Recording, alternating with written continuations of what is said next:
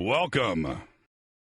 Welcome to everyone listening all around the world, all across the United States. We're coming to you live from that depository of lost history and knowledge, which is the Coast to Coast AM studios right here in Los Angeles, California. I'm your host, Jimmy Church, sitting in for George Norrie on this Friday evening and heading into the early morning hours of Saturday. And you know the drill, man. Since it's Friday, that means open lines. And my guest tonight is Randal Carlson. And I can't wait for the calls that are guaranteed to come in after you get to sit and listen to our conversation. But in our quest for the truth, for knowledge and history, we have a group of researchers and authors out there that have brought forth and brought us some great work. And, of course, you have Hancock, you've got Bavall, Schock, West, Collins, Forrester, just to name a few. You know who I'm talking about. But then you have the researcher's researcher, the one that everyone else turns to, the one that they depend on, the secret weapon. And that guy at the center of it all is Randal Carlson. Although this is Randal's first time on Coast to Coast, he's been researching lost history, sacred geometry, architecture, and the mysteries for over 40 years. And his work is often quoted, and I can't tell you how many private conversations I've had with different researchers sitting in a dark bar somewhere, and I've heard that line, well, you know, Randal Carlson says, seriously. One of the great things about our world today is our access to information. But with it comes a price. Every day that passes and we move forward, we find out more and more, don't we? And that the world, us, and our history as it has been fed to us just doesn't make any sense. And sure, it's easy to just go on with our lives every single day and not concern ourselves with questioning the man, academia, the so-called professionals, and I say that with air quotes. That's what the man would want. That's what they want to do. But why hide the past? Why do they want to do this? After all, it belongs to us, right?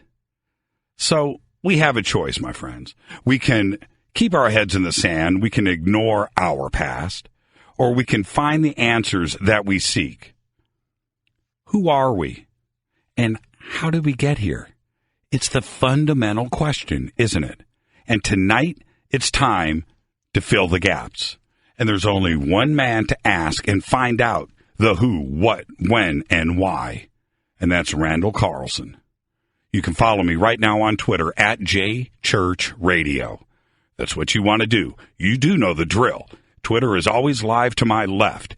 Any questions or comments, you can post them there. And maybe, if you get lucky, your tweet will get read on the air. Do enjoy the bumper music tonight. I think it's the best yet. You know, Dan says the judge is out on that, but we'll find out. I'm your host, Jimmy Church. I'll be right back with my guest, Randal Carlson. This is Coast to Coast AM. Welcome back to Coast AM. I'm your host, Jimmy Church, tonight, sitting in for George. He and Tommy are up north at a UFO conference, and they're up there having a good time, but spoke to him before the show tonight, and he says hello to all of you and the Coast Insiders. Randal Carlson. He is a master builder, an architectural designer, teacher, geometrician, geomythologist, geological explorer, and renegade scholar.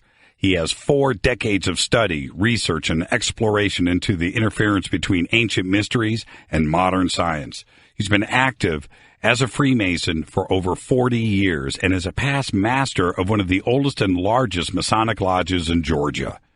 Randal has organized several dozen field expeditions documenting evidence for catastrophic earth change, and his work incorporates ancient mythology, astronomy, earth science, paleontology, symbolism, sacred geometry, and architecture, and all of those other arcane and scientific traditions. For over 25 years, he has presented classes, lectures, and multimedia programs synthesizing this information for students of the mysteries. Randal interprets the hidden meaning of the great masterpieces of mystical architecture, esoteric and occult ritual, and its symbolism. I would like to welcome, for the first time to Coast AM, Randal Carlson. Randal, good evening. Well, good evening to you, Jimmy. Randal, what took you so long? That's a good question. I've been late to the party more than once. I know you caught my intro for you tonight, but it's really playing out to be true in that you are now surfacing as one of the guys that is, providing that knowledge to so many others and your friends out there. And you've been like that go-to guy for so long. But with that comes responsibility, my friend. Do you feel that pressure now that you are the Randal Carlson, right? Everybody's heard about you, but now you are here. Is that pressure?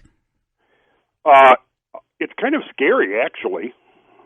I've always enjoyed my anonymity. Right. And that's kind of how I've managed to do a lot of what I do, by kind of staying out of the limelight and kind of, off on the side doing my thing. And then, the last year or two, I get on the airplane, I get recognized, I walk down the street, they're going to the grocery store, and, which is very cool to have somebody come up to me and go, "Hey, man, I saw you yesterday on whatever," and right. I've been looking you in, but, which is, that's a good thing. I mean, it's a balancing act. It's, knowing that you're kind of inspiring people to think about things that they might have not thought about, or putting them onto some ideas that stimulate them, and then on the other hand, it's like, gosh, am I about to climb on the whirlwind here, or what's going to happen? Well, and then there's the other part of it, right? Like you always hear from comedians when they meet somebody on the street and they come up and they go, tell me something funny, tell me a joke,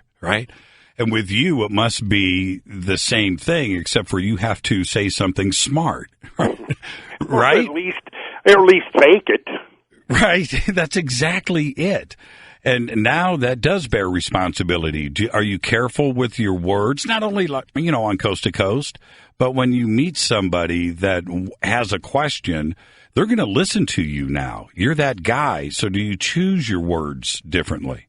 Yeah, it depends on the person. I mean, if it's a one-on-one, if it's an individual, somebody that I know, or a stranger that, saw something and has a question, for one thing, it might be how much background do they have? Do they even have a context for making sense of any answer that I would give them? Or, if it's somebody, because of that, I've actually made several good friends here now in the last couple of years. One of my last field trips, I had a couple of people that I kind of met that way, who came along on the field trip and were great, contributed a lot, helped to pull off the expedition successfully. And so, there's definitely an upside. I mean, I'm starting to meet quite a few people that have been thinking along these lines and thinking that there might be a pathway ahead of us that, that this information may have implications regarding, and, where we go from here and how we build a successful civilization in the next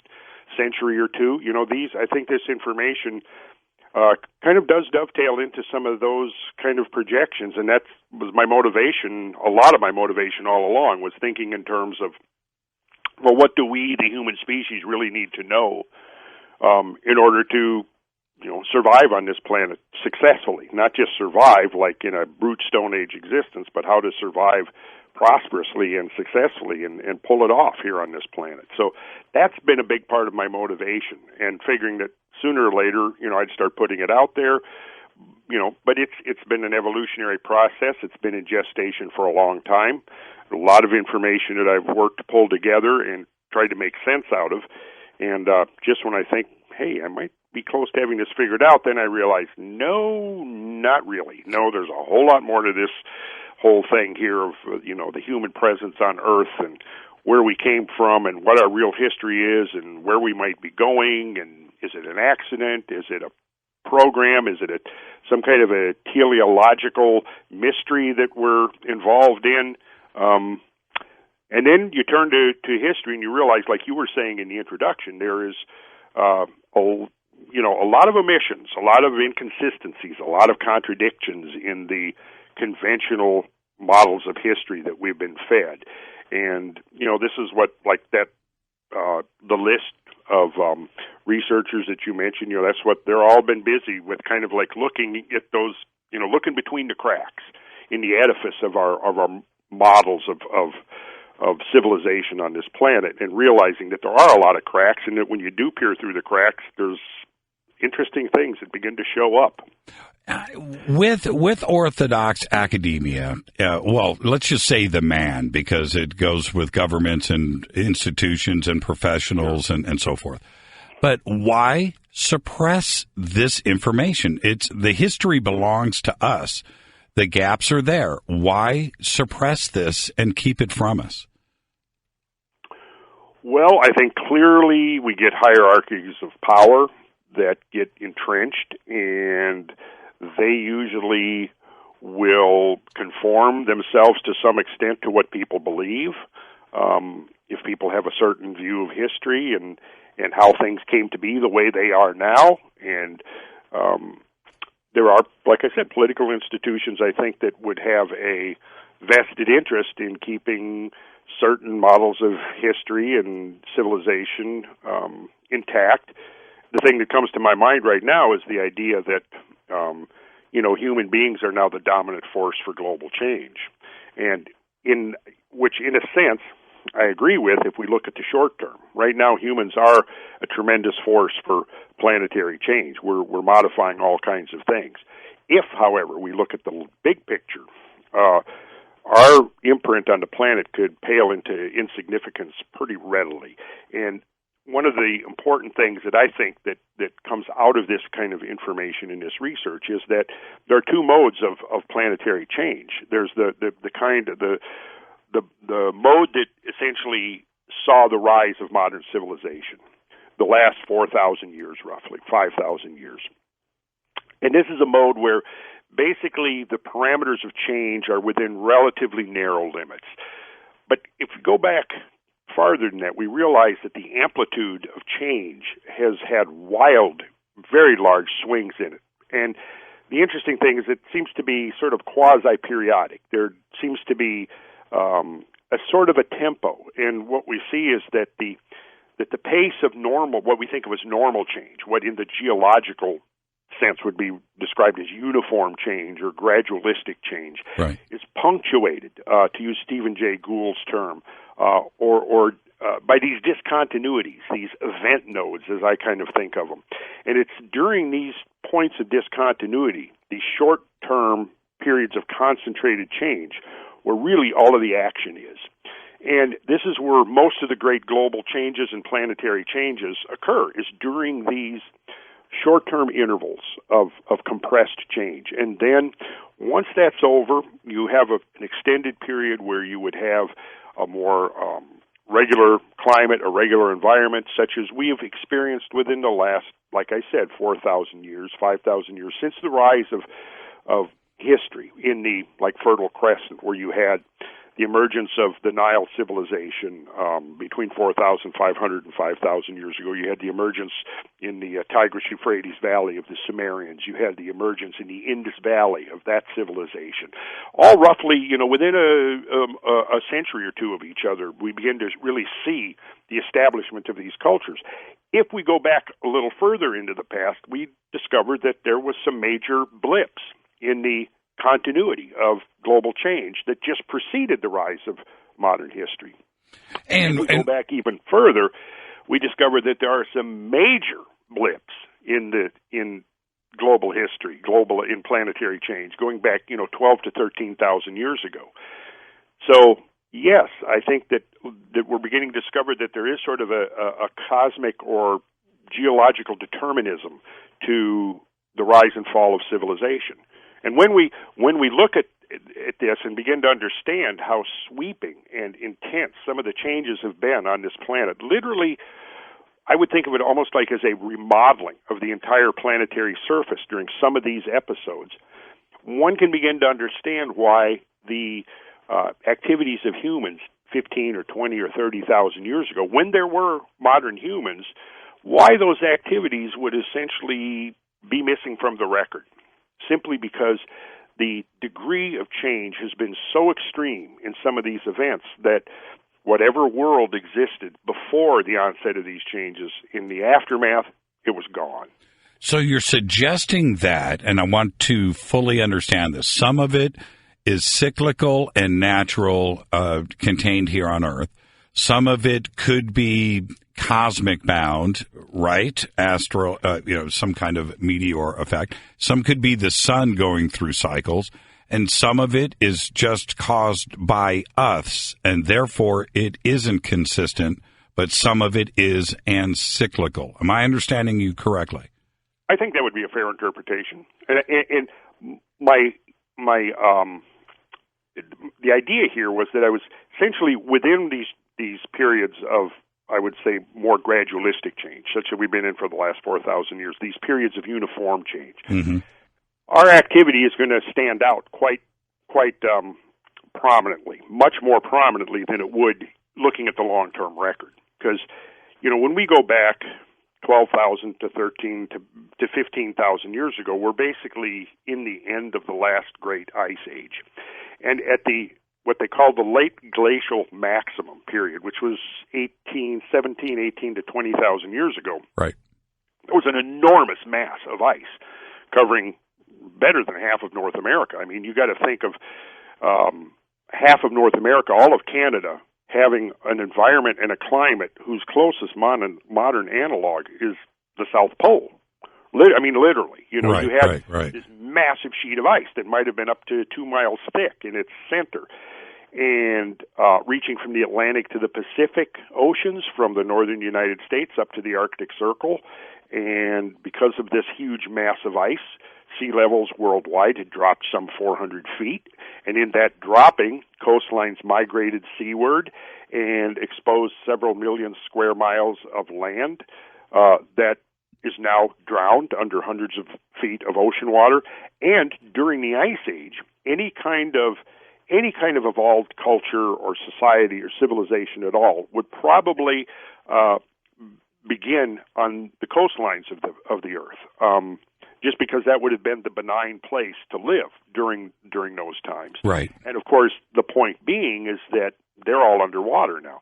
The other place, and when we look at the rise of modern civilization, we see that exactly, that cities, urban centers begin to be established along coastlines. At the mouths of rivers was a quite frequent place. We begin to see the first great urban centers appearing. And when you realize that the transference of all of this ice back into the ocean basins as a result of the great melting that occurred, it pretty much overwhelmed most of the river valleys of the northern hemisphere, for sure. And there's a lot of evidence that the southern hemisphere, at least in South America, also experienced the same thing. And this overwhelming of the river valleys clearly would have flushed out anything that was there. We've got about 1 minute before we hit a break, so I'm going to ask you quickly, inside of that 5,000-year window from here, going back 5,000 years, we've had the rise and decline of so many civilizations around the world. And with that, a rise of intelligence and invention, too, as well. Were each one of those on a micro scale affected by climate change, too, as well, with that degradation? Oh, I think so. I think natural global change. And one of the things we could explore as a possibility, and I think this is, I'm not saying this is determined or anything, but a possibility is that the events that occurred that jerked this planet out of the depths of the Ice Age were so extreme that I'm sure that there were thousands of years of what you would think of as aftershocks to that, as the planet adjusted to this new regimen, which it certainly did. I mean, there were definitely tectonic and volcanic consequences to this tremendous mass transfer that occurred on the surface of the Earth. And just like with any seismic event, it's quite frequent that there's not only foreshocks, there are aftershocks as the plates begin to adjust to this new balance of things. And so I think that a lot of the aftershocks that occurred in this transition out of the Ice Age and might still, some of the stuff that's going on today, seismically, may still be echoes of that event from 13,000 years ago, because it was that powerful. Our guest tonight, Randal Carlson. I'm your host, Jimmy Church, sitting in for George Norrie. It's Friday night, open lines, and Randal, all in one night. We'll be right back. All right, you like that? Home by the Sea. Get it? Is there a pattern here with the music tonight? You can thank Randal for that one. Are you a Coast Insider? Well, I'm your host, Jimmy Church, and I'm a Coast Insider. This Tuesday, March 28th, I'm going to be hanging out with all of you Coast Insiders for a little chat session. Really looking forward to that, so I'll see you this Tuesday. Tonight, my guest, Randal Carlson. This is what we're doing tonight, everybody, so buckle up. We're going to cover lost and hidden history, lost civilizations, technology, their connections to catastrophic events, ancient mythology, modern science, and, of course, we got to throw in some academia. I'm your host, Jimmy Church. More with Randal right after this short break. Stay with us. Welcome back to Coast to Coast. I'm your host, Jimmy Church. For tonight, I'm sitting in for George. He and Tommy are up north at a convention. And you can follow me on Twitter right now, at JChurchRadio. Okay, our guest tonight is Randal Carlson. And any questions or comments during the show tonight, post it there. If it's good, I'll read it on the air. Just like this one, Randal. This comes in from Genevieve. And she says, if there were large populations in previous civilizations, where did the buildings go? And my answer to that, I'm going to hand this off to you, but my answer is, well, we've got Göbekli Tepe, don't we? And so I'm going to take this question a step further for you, Randal. How many other Göbekli Tepes do you think are out there just waiting to be discovered? Well, I would like to speculate that there's probably dozens, but we'll have to see on that. You know, as far as buildings being preserved and the infrastructure of a civilization, what you find with Göbekli Tepe is that it was buried.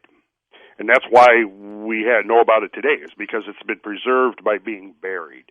And that was the point I was trying to make in the first part of our discussion, was the extreme nature of these changes would easily erase anything, any handiwork of humans.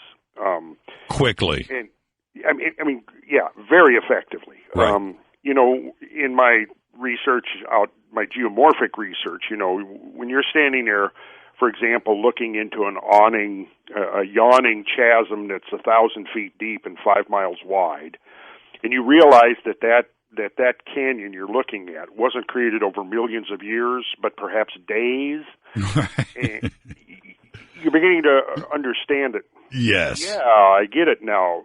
No matter what was here before, it's gone. I mean, think about this, Jimmy. If you've got a force capable of excavating and removing 1,000 feet of bedrock, what was on the top of the surface of that ground before these events is anybody's question. We also know that at the same time, the same interval when these changes were occurring on this scale, at the end of the last ice age, what a geologist would call the Pleistocene-Holocene transition, there was also a great mass extinction event. These events were so severe that they dramatically affected the large animals of the earth, and there were many, many species that went extinct within this short window of time that coincides exactly with these global upheavals that jerked the planet out of the ice age. And, you know, one of the things that has been sort of an entrenched idea for about a half a century now is that the megafauna disappeared because they were hunted to extinction by predatory Paleo-Indians. Yet, as anthropological models have emerged, that's totally inconsistent with the idea that these people, small bands of Paleo-Indian nomadic hunters who also, you know, hunted small game, also foraged, also ate a lot of fish and seafood and so on, could have exterminated not only 10 or 12 million mammoths from the earth, but about another 100 species of megafauna as well.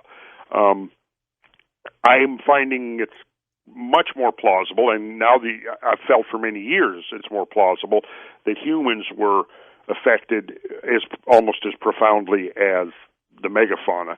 And a lot of interesting research has come out in the last decade or so Oh, I think we lost Randal. We lost Randal. Okay, we'll get back to him in just a second. But one of the points, as soon as I bring Randal back, that we need to explore, and I often wonder, in the last, 2,000 years or 5,000 years, or we look at 2,000 years to today, or just the last 100 years from 1900 to 2017, how rapidly we progressed from seemingly nothing to ultimately everything, right? 5,000 years ago, we're nomadic. We are in the Stone Age, and we turn around in 5,000 years, and here we are today visiting the stars. And we have Randal back now. Let's go ahead and lock him down, and I'll bring him in right now. Randal. I'm here. Yeah, I wanted to bring up, that's strange. See, the man is listening. I'm telling you, the man wants to suppress, Randal. Is this, if we look at the last 5,000 years, right, how rapidly we progressed from, basically being nomadic and Stone Age to today, where we're visiting our moons and Mars and sending probes out of the solar system. That is a pretty rapid rise from Stone Age to today. And if we look at the last 100 years, go back, we barely had electricity in 1900, right? Barely. Right. In the last 100 years, we're planning manned missions to Mars like it's just the next thing to do because we can. If we take that, how many times could civilization have done that same progression in the last 100,000 years or 200,000 years, and that we just don't know about it? Another event came in and wiped them out, and we had to start over again. Is there evidence of that? Well, the evidence we have basically suggests that in the last 100 to 200,000 years, somewhere within that interval is when modern man appeared upon the earth, at least based upon the earliest fossil evidence of modern humans. I think fossil evidence of what appear to be, in every respect, modern humans is now going back to 150 to 180,000 years. Right. So when you're talking about, 180,000 years, that's, what's a generation? Say 25 years, that's 7,000 something generations of people that could have, of modern humans that could have occupied this earth. And, it in effect, it's kind of a mystery to say, well, how come all of a sudden within the last few hundred years we just suddenly exponentially started progressing like we have? Well, at least that's partially explicable when you look at the record of global change, and you realize that even in the last 5,000 years, there have been major upheavals within the natural order, within the balance of nature, that have profoundly affected emerging human cultures. I mean, if the Mediterranean civilization, what they refer to as the Bronze Age collapse, which occurred, between 1300 and 1500 BC, that saw the sudden disappearance of all of the cultures around the Mediterranean. There's evidence that there was possibly a cosmic event associated with that. Then we have the onset of the Dark Ages between about 536 and 544 AD, and that also involved extreme environmental changes. There's evidence, again, of possibly incursions of cosmic material into the terrestrial biosphere, not only in the terms of cosmic dust, but perhaps several impacts.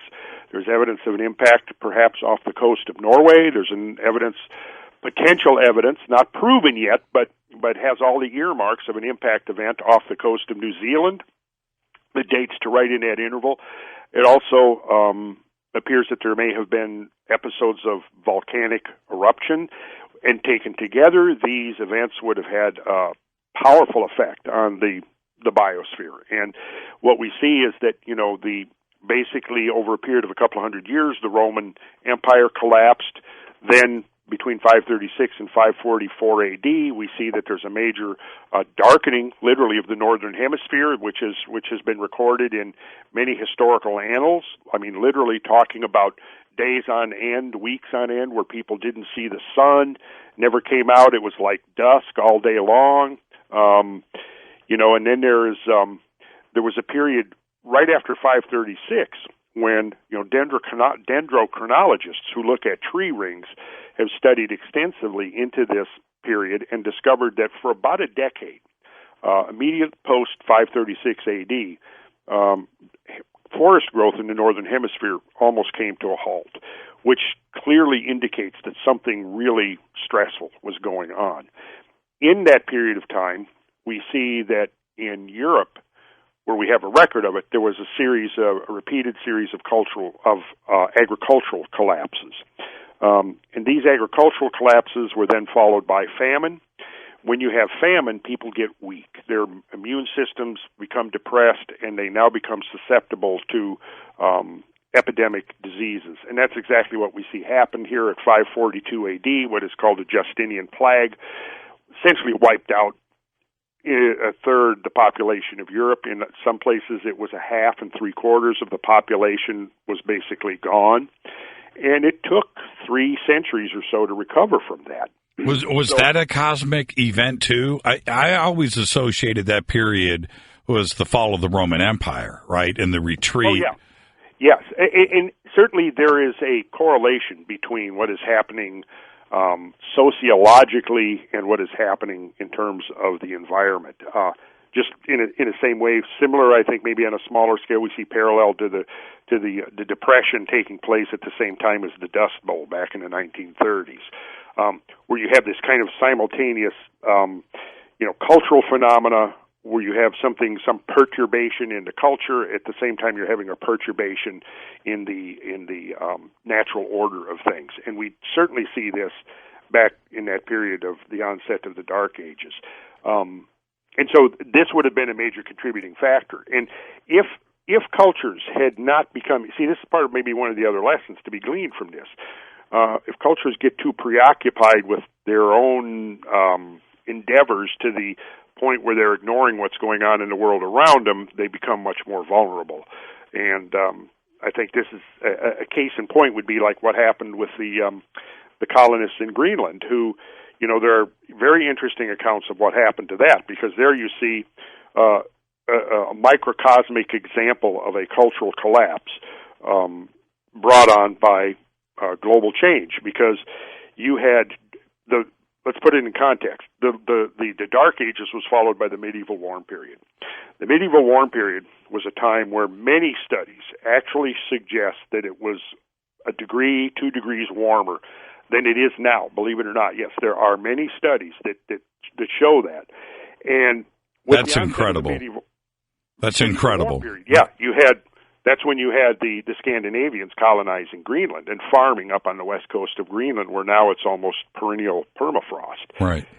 And they had basically throughout the entire medieval warm period, they were successfully living there, except the changes that finally brought the curtain down on their experiment there, their cultural experiment in Greenland, was giving indications. There were signs and premonitions that they essentially ignored until it was too late, because with the onset of the medieval warm period, sea ice had extended far to the north, and that opened up the sea lanes between northern Europe and Iceland, and between Iceland and Greenland, and that's how they were able to actually sail there. Well, with the onset of the Little Ice Age, what happened was the medieval warm period comes to an end, the ice began to move south again, it encroached, and it closed up the sea lanes. And once those sea lanes got closed up, the Greenland colonists were cut off from the rest of Europe, and they went extinct. And what we see there is a cultural extinction. It has a lot of parallels, I think, to a biological extinction event. Both, in effect, brought on by changes within the existing order of things to which they have become adapted, to the point where they're not able to adjust their orientation and they succumb to the changes.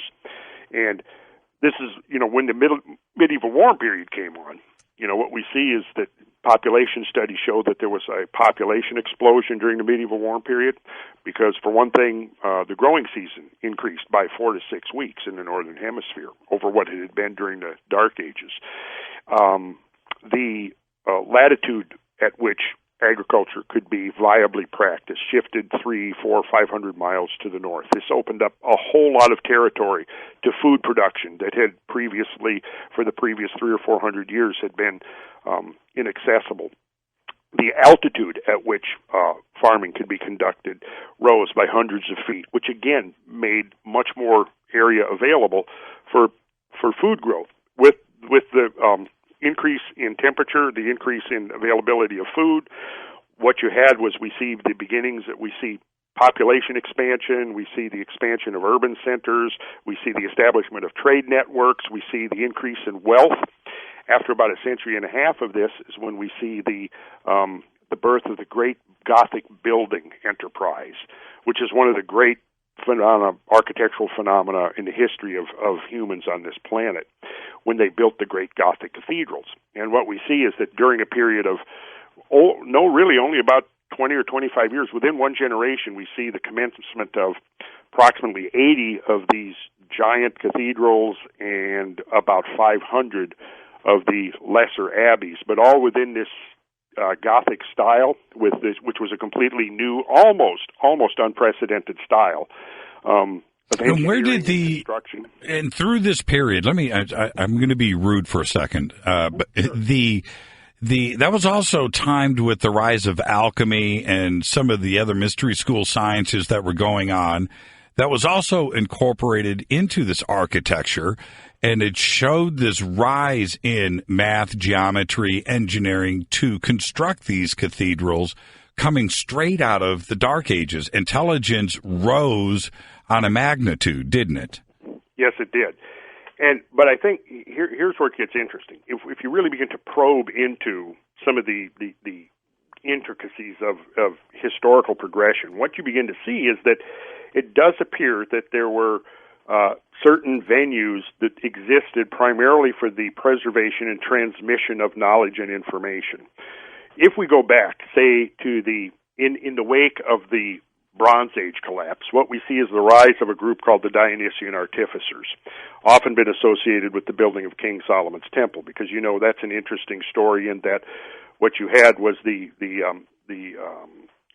Babylonians and not the Babylonians, but the Tyrians and the Jews collaborating on this project that was totally symbolical. When you look at the descriptions of King Solomon's Temple and all of that, it is a repository of information about sacred geometry.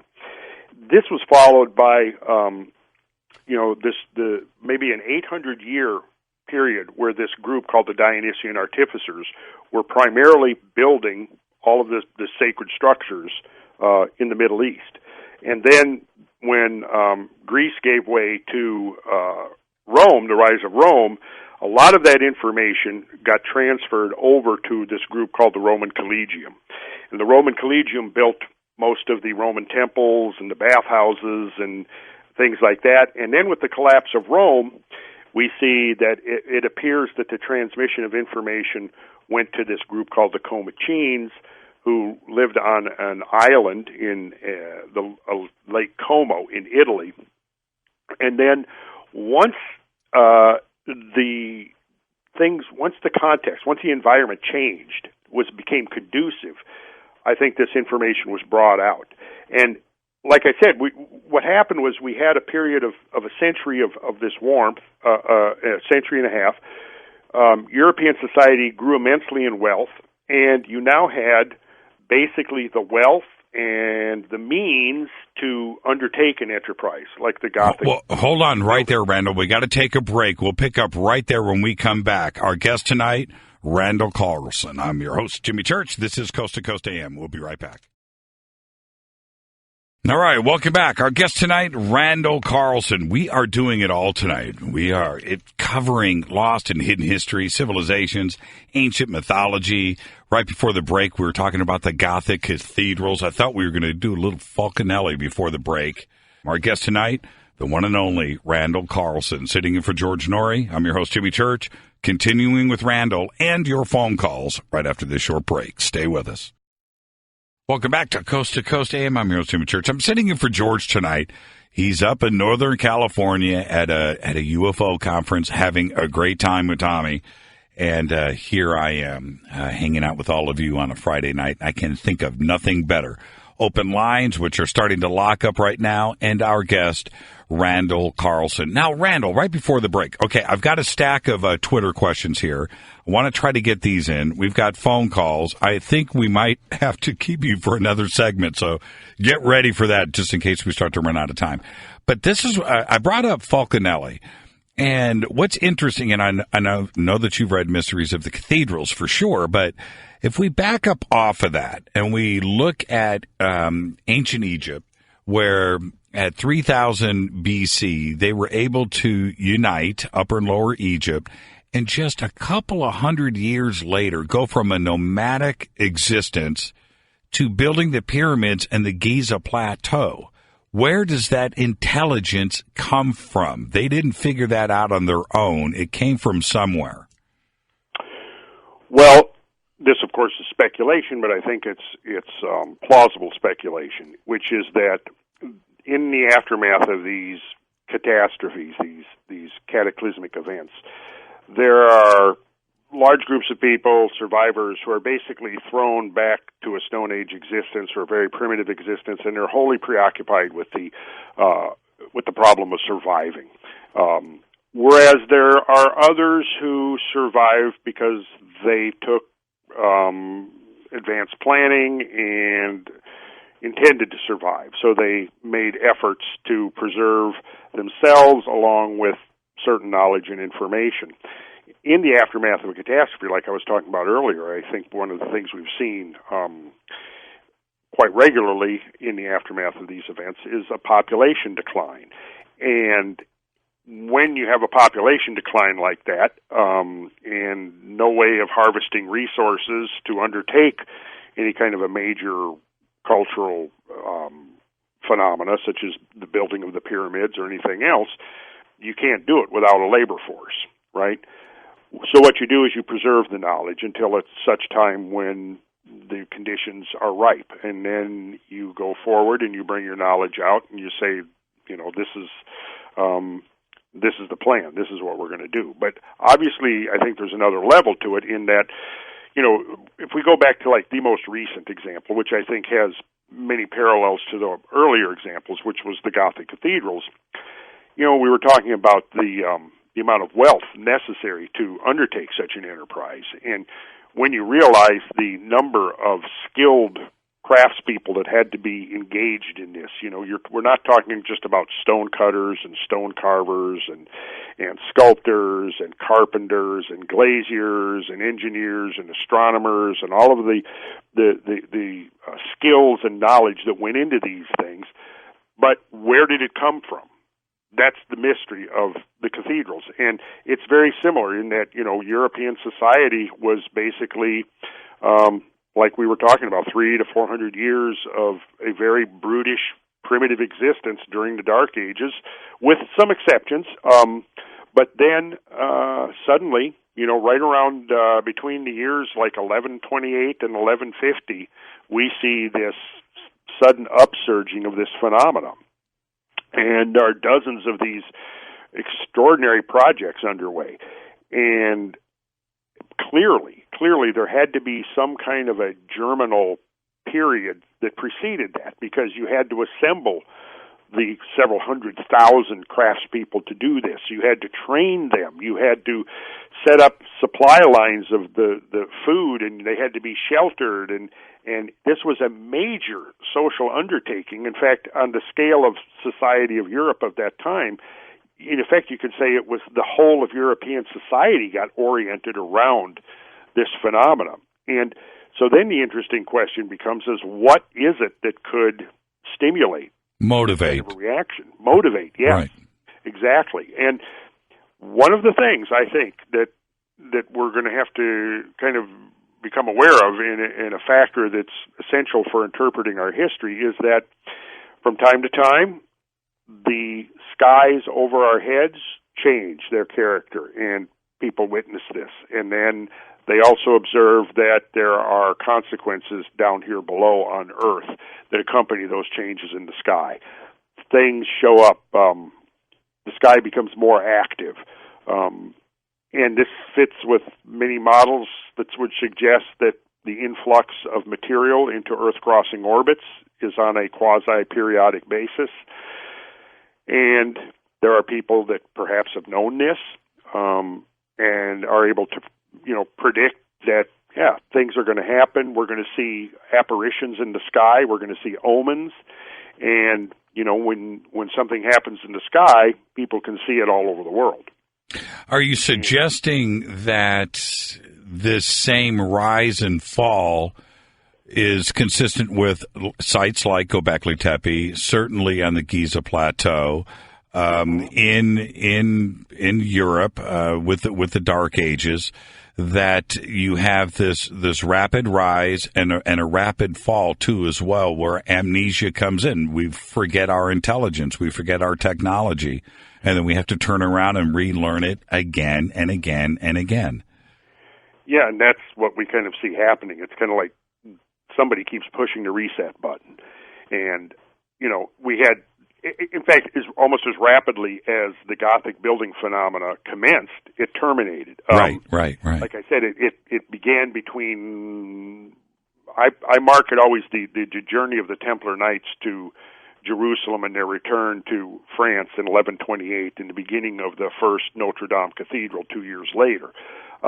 Whether those two are correlated or one was the cause of the other is an open question. I think it's certainly a possibility, but temporally speaking, there's this correlation.